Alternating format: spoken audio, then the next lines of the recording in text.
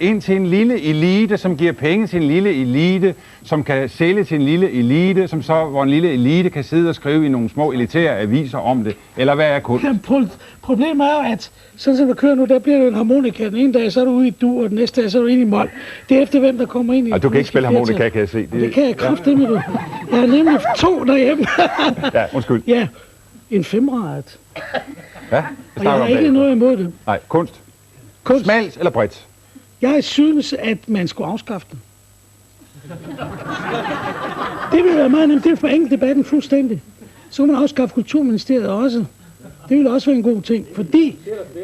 Det tror jeg også. Nu kender jeg ikke det, hvem er det der Folkeparti snakker om det. Altså. Jeg vil lige spørge Bedsted, er du ikke bange for, at det bliver for elitært, det her, når du siger, at vi skal have ryddet pladserne? Nej, men jeg er glad for, at du stiller spørgsmål, fordi der er nemlig det, der blander sammen konstant i den danske debat, og Jytte Hilden er eksponent for det. Hun siger, at vi skal udvide kulturbegreber, så taler hun om Statens Kunstfond. Der er noget, der hedder kultur, og det er noget med fodbold at gøre, det har noget med kunst at gøre, det har noget med religion at gøre, det har noget med den måde, vi har indrettet samfundet på. Så er der noget, der hedder kunst, og det er den, Statens Kunstfond skal støtte.